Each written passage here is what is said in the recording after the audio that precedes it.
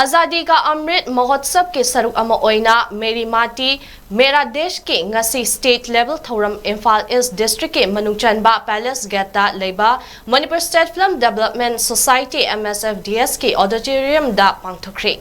Social Welfare Minister 𝐻𝐈𝐑𝐄, Education Minister 𝐻𝐈𝐑𝐄 Basanta Kumar Works Amadi, Youth Affairs and Sports Minister Govindas Konthauzam, Health Minister Dr. Sapam Ranjan, Public Health Engineering Minister Laisangthem Susindro, Agriculture Amadi, Commerce and Industries Minister Thongam Biswajit, Transport Minister Kashim Washum Amadi, Patsoi SC MLA Sapam Kunjake Source Sarugyakhe. Thauramadaga Mari Lainana Chief Minister N. Birena Manipur da Lup Masing Yambana, India government Amadi Manipur Lengakna Wat Tanabada Karamba Lupka Tanagani Kangana Lady Basi, Koknaba Lup Kudimakna Amato Oina Punsin Biu Haina Apple Toke.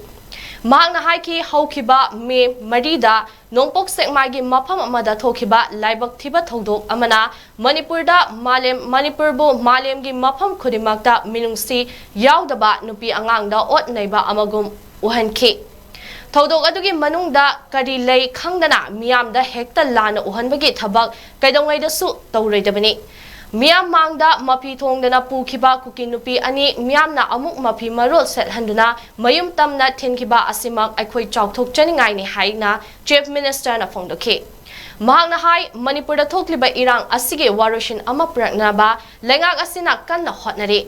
Irang Asi Kanglup Anigi Marakta Tokpan Nate, Manipurgi Mapandagi Narol the Changla Kiba Chin Kukin Narco Terrorist Singna Landarakpa Lan Amani, Lan Asi Loshina Bohotnabada Matam Karat Changani Haiki. Saliba Asigi Kongtang Sida, Aikoina, Haihoragana, Matam Queen the Manga Galapa, Koi indigenous people singi, right, hug.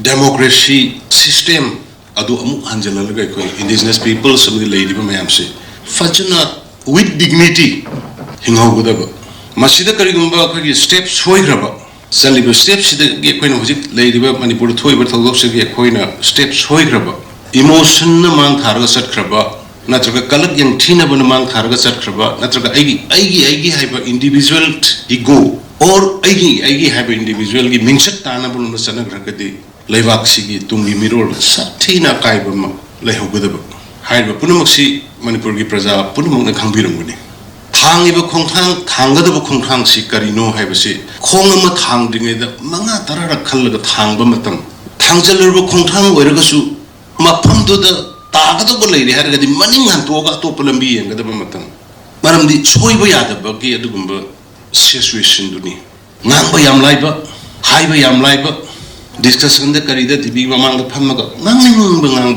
but practically implement over the bra. Siki Port Ma'am. Assembly session number Kongana Bohona, but the Pamdana Bohona, but the Karam angle the Kari Laga Kari Tianagi gate. I was loin cupboard, Mayam, the war, loin Kanagri. Masima Pamdana Bamasima, Waripam along and Bohona with the governments in Kayam, Waram with the Gabs Ma'am, like but we took the state. Sarkar Sigi, I quite Adugumba, party Nadekwe. Manipur do aigi political benefit kharigdam to yon thokpangam badung party the koinate. The root cause of the crisis, root cause of the conflict. Honorable Indian Home Minister, the clear cut hunger. Ekoi bu yolamba mayam do sit kidre political benefit kharigdam ta. Ekoi gi democratically khalabe kanosim muthat na bohonaram ba piar thamna bohonaram ba praja mayam bu wahan na apswa bu salaga na hen na bohonaram mayam do. Maya kongki hojiksu Manipur praja da ina appeal tawjining base. Please government trust you. Manipur Kanduri say, Koi Mam Punamak Praja is support Kalwin Kanduri. I quite confirm Mamalangoi. Moyang Kunu the Sariba, ethnic part the lady by Kogi, Manipuri structure. I quite Kaheloi. Pun I quite him Minan of Gidam Takoi, Satrapalan. Indigenous people singing, Nahet Piraba, Pangam Topahak, Mayamama, Matlaga Malagalam, Ek Mayamana. I quite a making a Mikam Vibra. Mirror community of my days. Masana Masasi lotion general Ek Manipur Land Revenue Act. Pick about 8% Gilam Chida. Major community maintainer. Atopa community and the Lamama Yonjo. Adugilam do lay Amok Aina Lay Hamat and the Madu. Deputy Commissioner de Parmsilla Holame. Maton de Koshi, Lamzigo Lamam Lavia, Lamina Koshi, Maton the Manzak Hinanabi. After policy, there, Yamamine. Politically, Husiki yam the Luraba Tanzasi the Karigino, Hanamayam, Logi Gadrane, Nandabni, Gasi Tuiba Todoxi Karai the Gitopon. 1971 the land give a blunder mistake, 72 gi. 205 the land give a mistake, 208 the land give a mistake, 2013 the Panchayat Chatnava Mapam Mari, Kangatongi Panchayat Chatnara Liba Mapam Mari, Block Mari, Autonomous District Council in a Bitum.